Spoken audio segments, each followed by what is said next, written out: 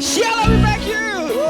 Kami percaya Tuhan yang kami sembah adalah Tuhan yang dahsyat, Tuhan yang ajaib, dan Tuhan yang lebih besar dari apapun. Yang percaya katakan haleluya.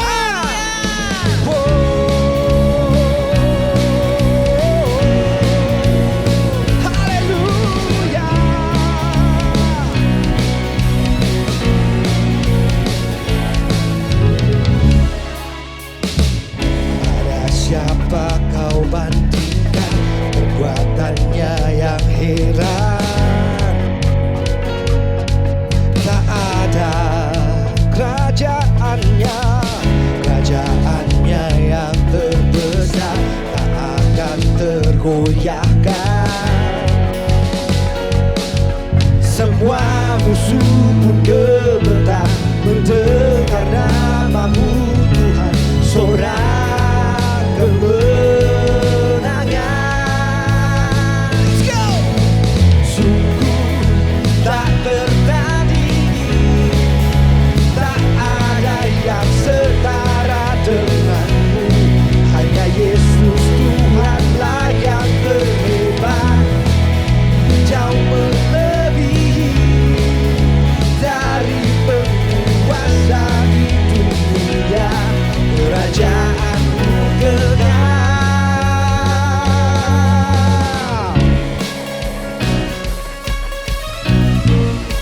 sama-sama kita nyanyikan. Tak siapa kau bandingkan perbuatannya yang heran. Dengan imanmu tak ada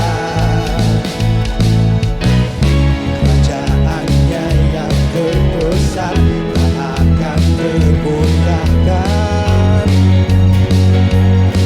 Semua musuh pun gemetar mendengar namamu Tuhan, sorak kemenangan. Sungguh tak tertandingi, tak ada yang setara denganmu. Hanya Yesus Tuhanlah yang terhebat, jauh melebihi dari penguasa di dunia. Kerajaanmu kekal.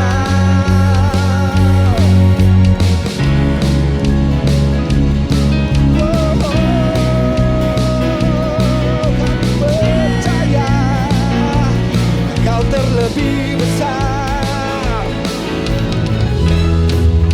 tak tertandingi, tak ada yang setara denganmu.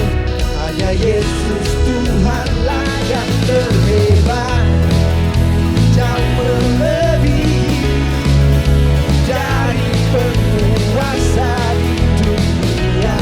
Kerajaanmu kekal. Sungguh tak tertandingi, tak ada yang setara denganmu. Hanya Yesus Tuhanlah yang terhebat, jauh melebihi dari penguasa di dunia. Kerajaanmu kekal. Yeay.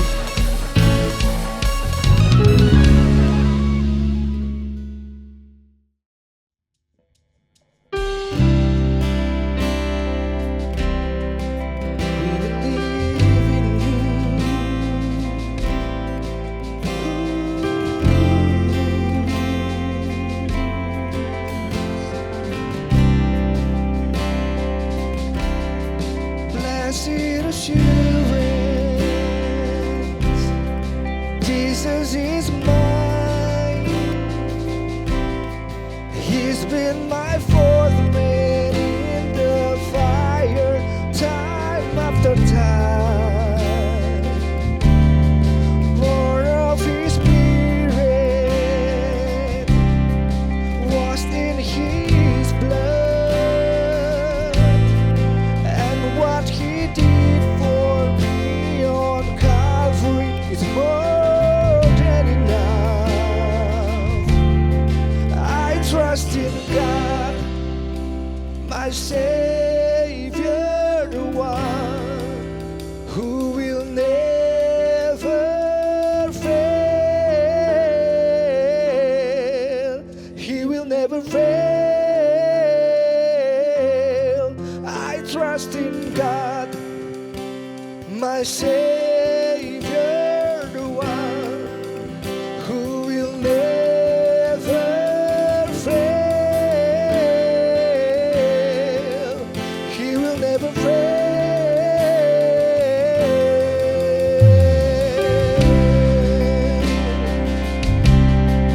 We believe in you.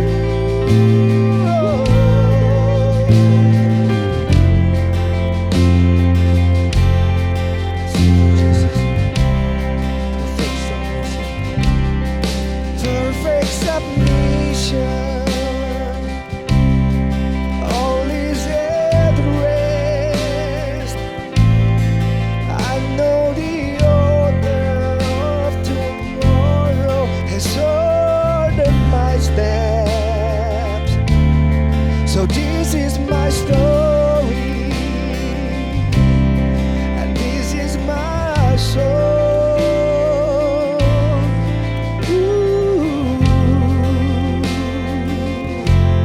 All the day long,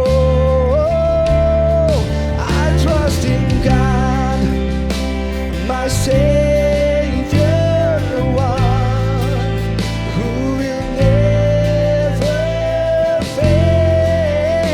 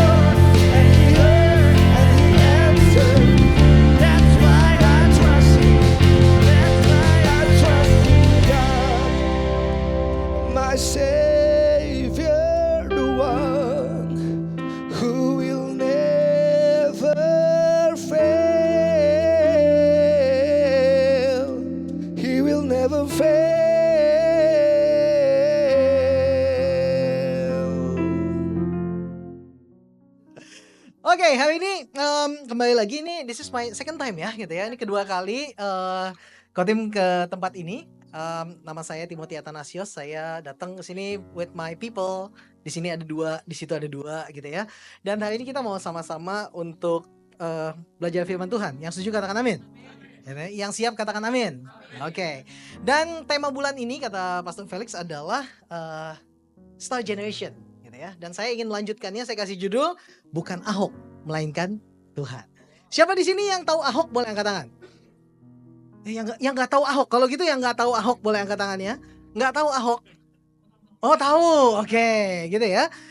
Di tempat ini saya pikir semuanya tahu siapa Ahok, betul ya?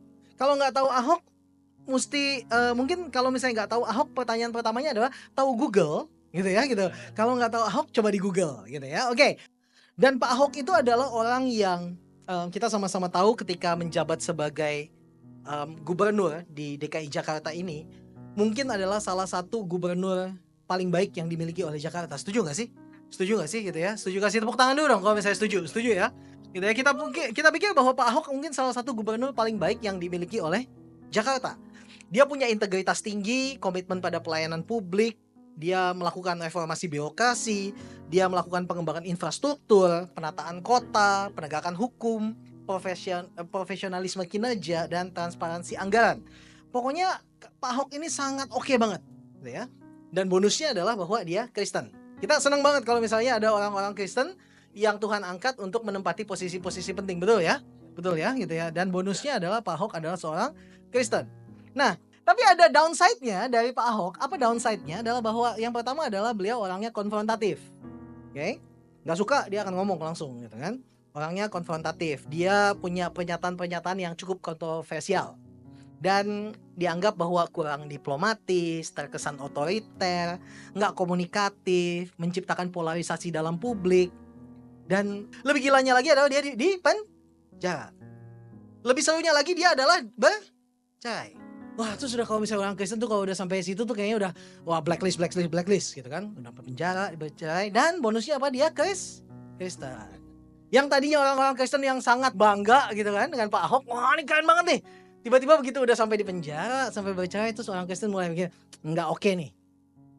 Iya gak sih? Tiba-tiba satu saat dia tuh jagoan banget, di sisi lain tiba-tiba dia langsung down banget. Dan bukankah itu jadi pandangan kita semua nih? Lihat kiri kanan gitu ya. Lu gitu nggak? Tanya sama dia. Lu gitu nggak? Gitu ya. Gitu kan? Jadi seolah-olah bahwa yang tadinya hebat banget, tiba-tiba langsung down banget, dan dianggap bahwa enggak lah.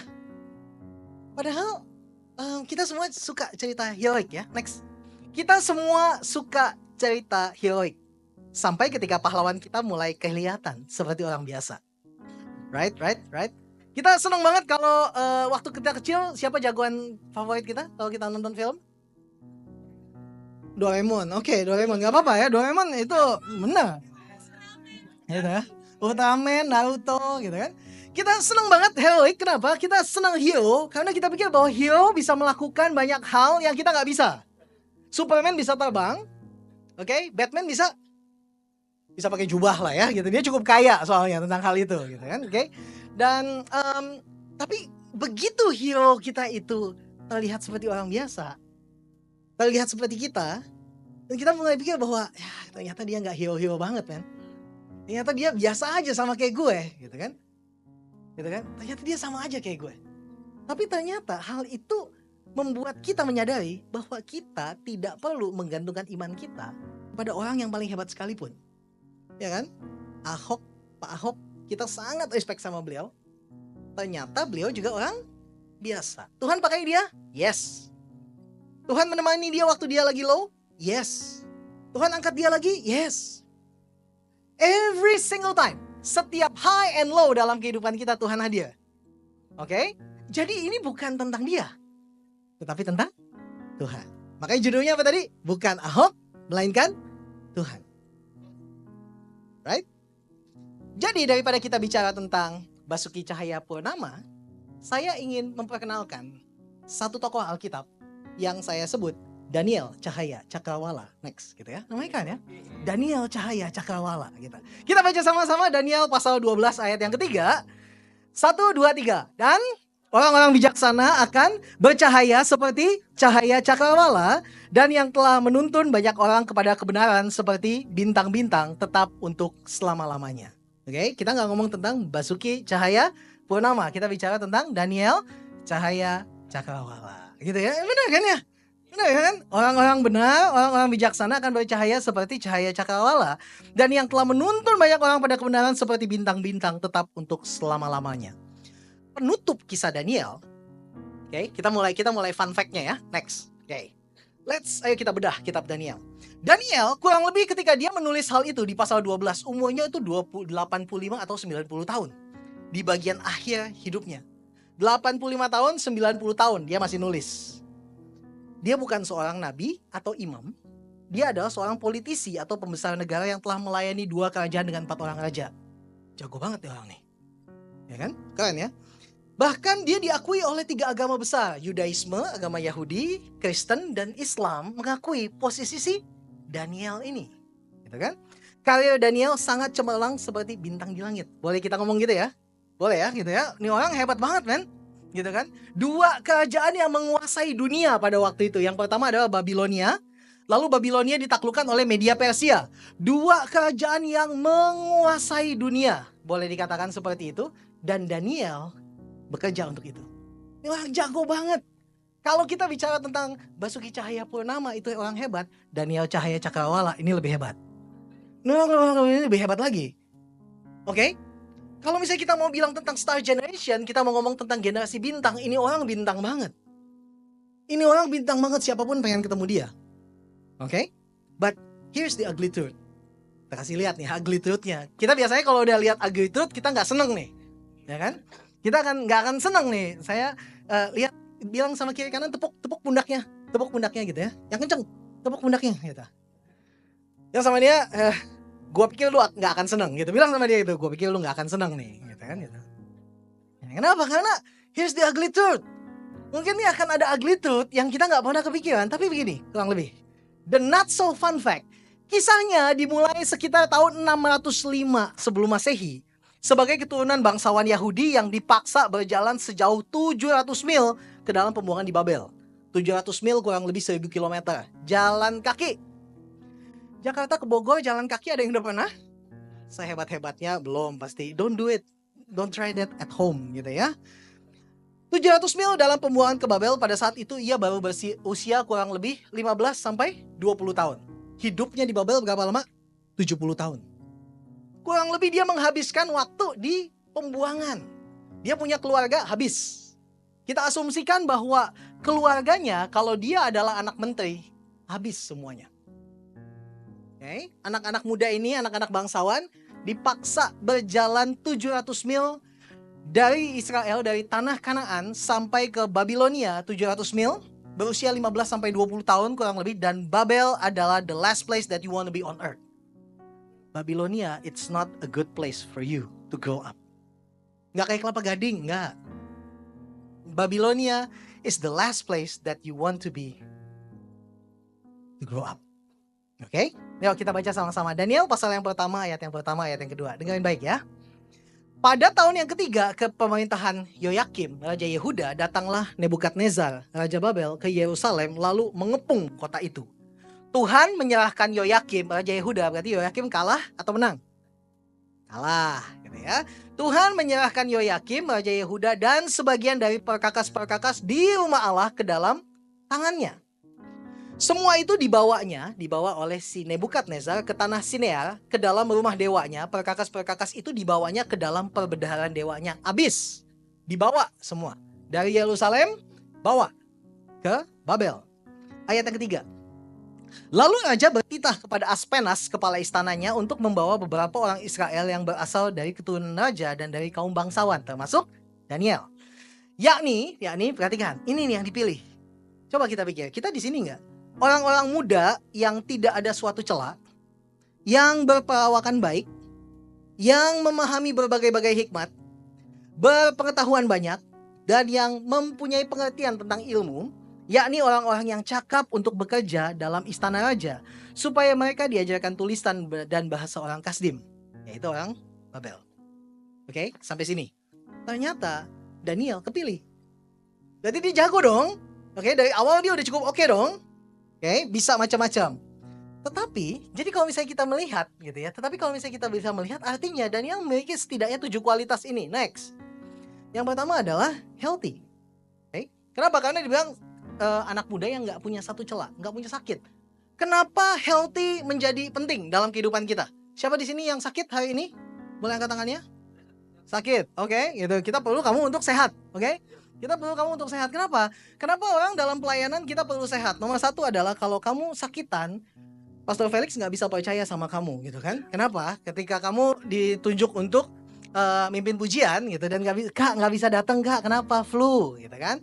Minggu depan Kak nggak bisa datang lagi Kak, kenapa? Semutan kakinya dan sebagainya. Oke, nomor satu adalah healthy. Yang kedua adalah dia good looking, gitu kan? Teman-teman semua di sini, kita nggak perlu untuk handsome kok. Handsome dari anugerah Tuhan ya nggak sih gitu. Tapi kamu perlu untuk good looking, ya kan? Dandan setidaknya gitu kan ketika datang. Lalu dia gifted, dia knowledgeable, dia teachable, dia service oriented, dan dia good communicator. Ini yang dimiliki oleh Daniel. Tapi kita nggak mau ngebahas ini. Kita tahu ini adalah kualitas kenapa Daniel menjadi star generation. Tapi bukan ini isunya. Isunya bukan ini sama sekali. Kalau misalnya kita cuma mau ngomong ini, nggak perlu dengerin firman. Kenapa? Karena kita bisa cari ini dimanapun. Oke? Kita bisa belajar healthy, nggak di sini, tapi di Fit Hub, gitu kan? Atau Celebrity Fitness, gitu kan? Atau Gold's Gym. Kita bisa healthy di situ. Kita bisa good looking, nggak perlu di sini. Kita perlu untuk belanja. Oke? Kita bisa gifted, kita knowledgeable, kita dan sebagainya. Kita nggak perlu dengerin firman. Tetapi, here's the ugly truth.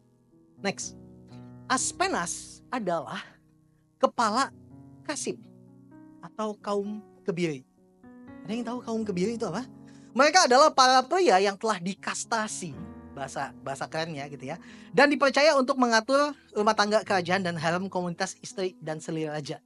Aspenas, arti nama Aspenas adalah pria berwajah sedih. Dan saya pikir jelas sebabnya kenapa ia wajahnya sedih, gitu kan? Kenapa? Karena dia udah dikastasi.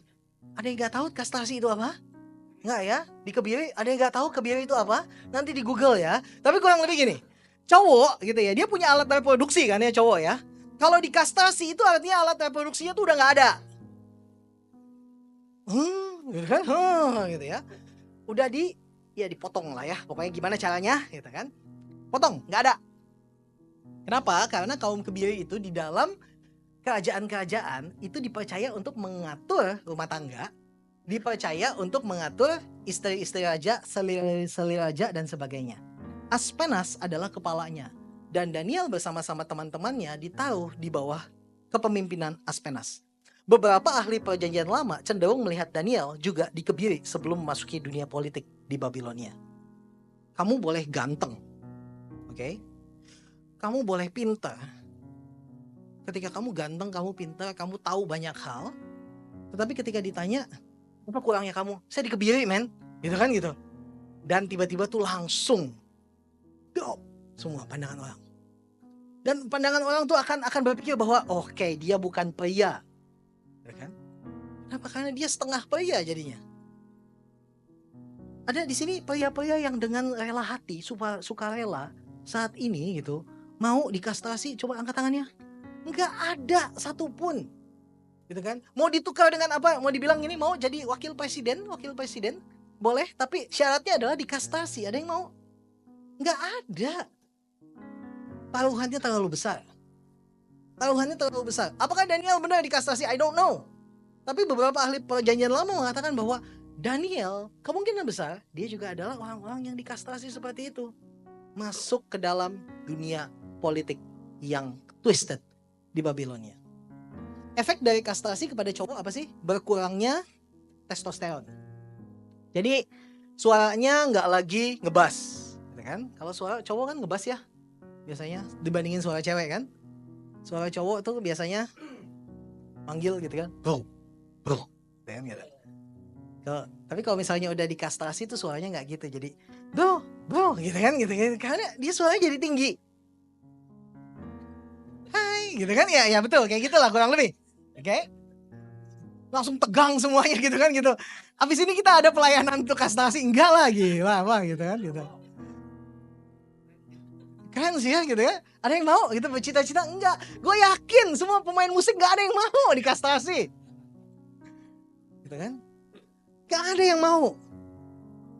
Testosteron nggak bisa, dengan berkurangnya testosteron, nomor 2 adalah nggak bisa punya jenggot, nggak bisa punya kumis, ya kan? Padahal kau punya jenggot kan keren kan ya? Oke, lihat Adam Levine tuh keren kan? Jenggot brewok kecil gitu kan, Pastor Felix gitu punya brewok, keren kan? Ya kan? Saya bilang sama mama saya dulu ya, saya bilang gini, "Mah, saya pengen punya jenggot," gitu kan. Yang ada di pikiran saya adalah Adam Levine. Di pikiran mama saya apa? Mama saya bilang gini, "Maksud kamu kayak Surya Paloh gitu kan?" Gitu, jauh banget men. Yang ada di otak gue itu adalah Adam Levine. Dan my mom pikir bahwa kayak Surya Paloh gitu kan gitu. Saya pikir-pikir iya juga ya gitu gitu. Men, gak bisa kayak gini. Punya kumis jenggot, lupakan kalau udah dikastrasi. Punya istri, lupakan. Pengen punya anak, gak mungkin. Kalau udah dikastrasi, habis semuanya. And this is the downside.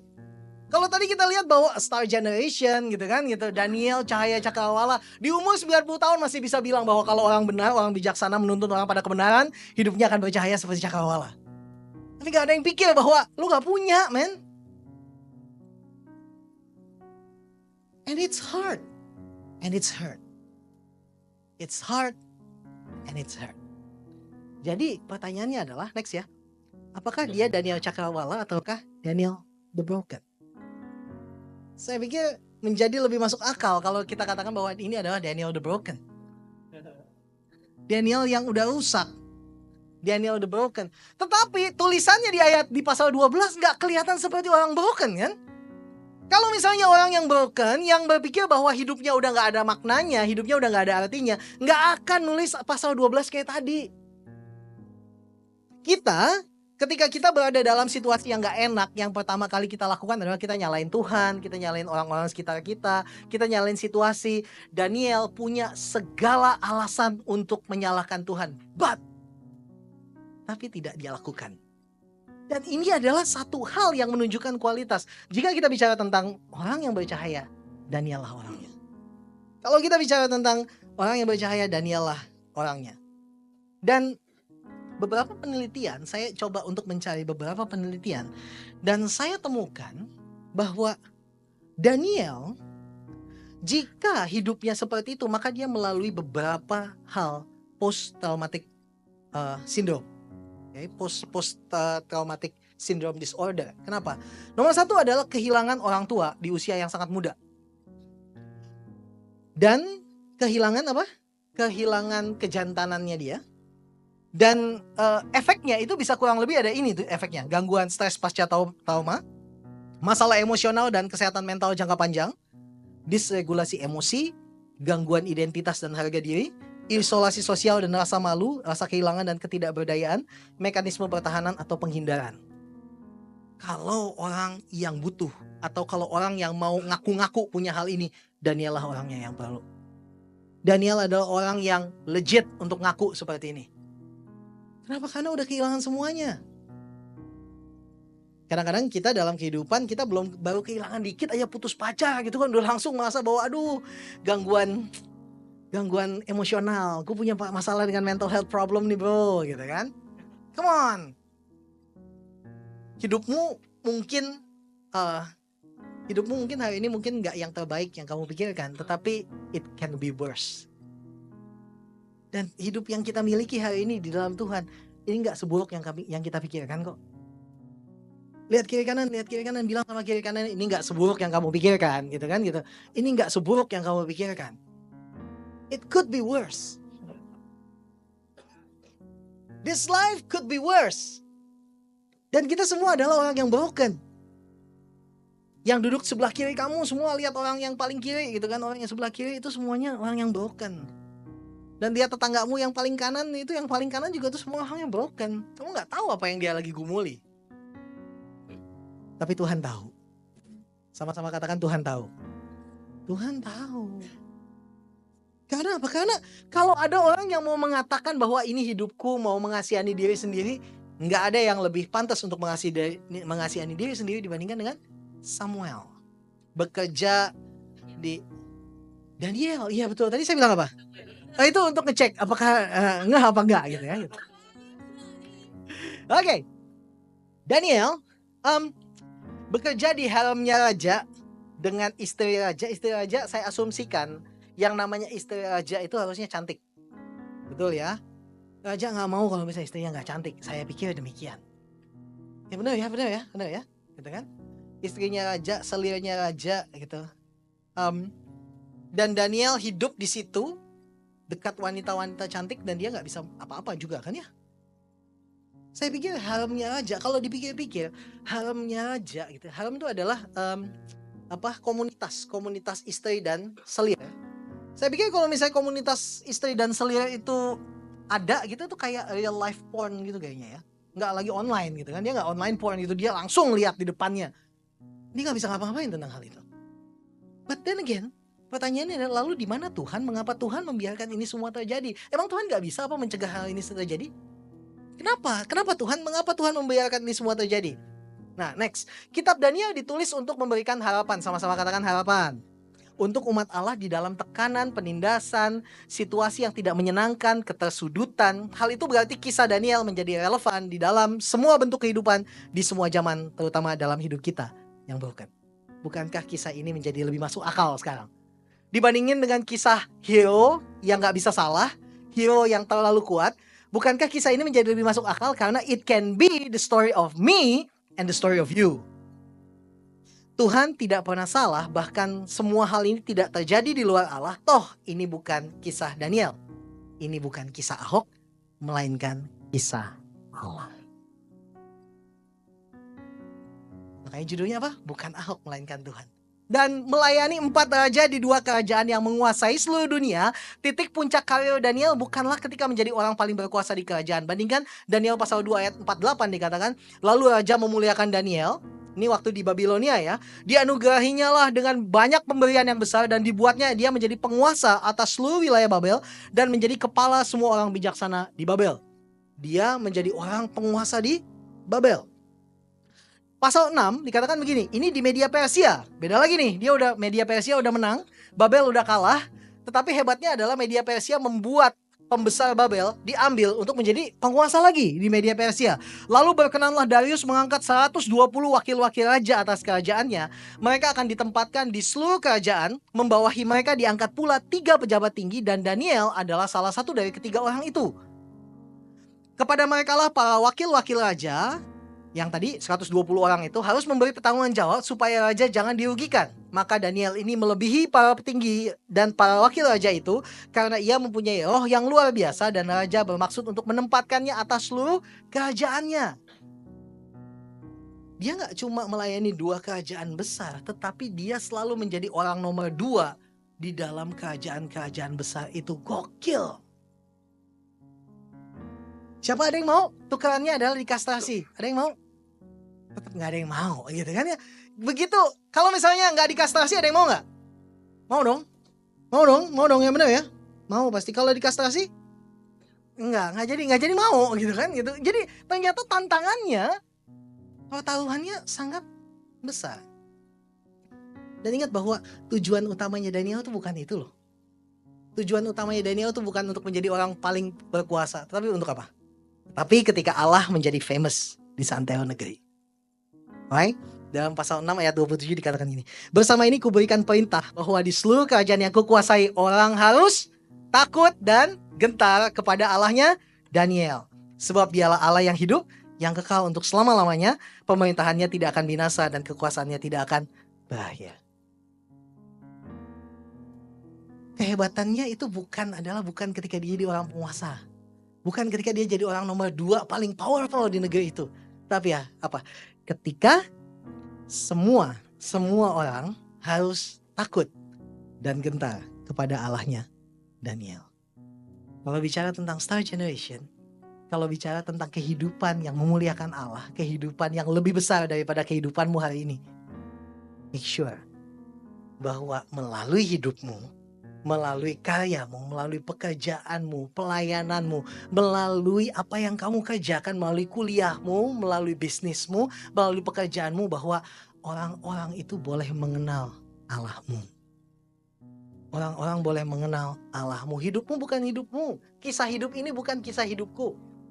Nggak penting saya punya jenggot apa enggak. Nggak penting saya punya tato apa enggak. Yang penting adalah orang kenal siapa Allah kita. Yang penting adalah orang mengenal siapa Allah kita. Dan setiap kali, just remember who the actual star really is. Dan setiap kali ketika kita pikir bahwa kita mau cukup sombong, just remember who the actual star really is. Ingatlah siapa yang menggantungkanmu di langit. Ingatlah siapa yang naruh kamu di kerjaan ini. Ingatlah siapa yang ngasih kamu kesempatan untuk jadi seperti ini hari ini. Ingatlah bahwa hanya Tuhan yang membuat kamu menang hari ini. Ingatlah bahwa hanya Tuhan yang membuatmu bisa hari ini.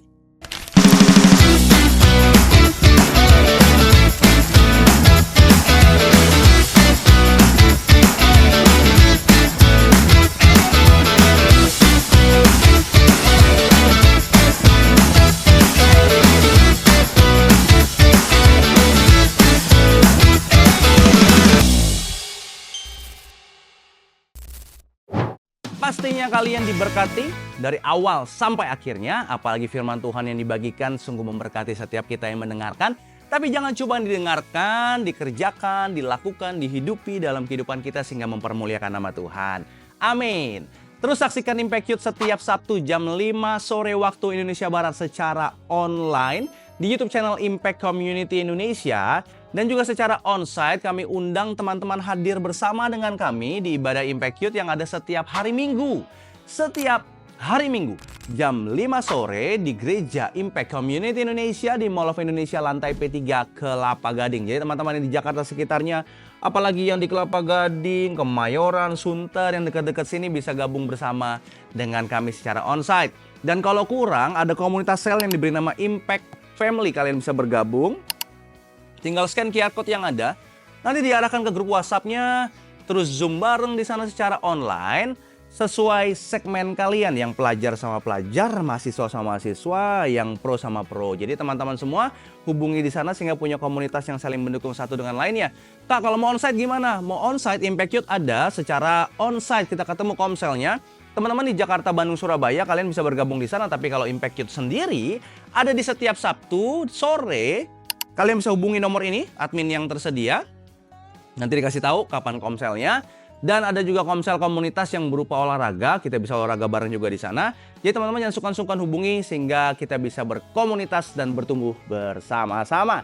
Dan untuk kalian yang punya komunitas di luar gereja, baik di sekolah, kampus, berupa Rokris, Persatuan Doa, dan lain-lain yang mau Impact Youth layani, jangan sungkan-sungkan hubungi admin yang ada sehingga kita bisa hadir di sana memberkati teman-teman. Dan terakhir, kalian yang mau support pelayanan Yayasan Tangan Pengharapan seperti yang kalian tahu, beli kaos, sweater, hoodie, kemeja keren-keren dari Batik Tangan Pengharapan maupun Positive by YTP. Setiap pembelian kalian berguna bagi makanan, bergizi, dan pendidikan gratis bagi anak-anak pedalaman Yayasan Tangan Pengharapan. You buy means you donate.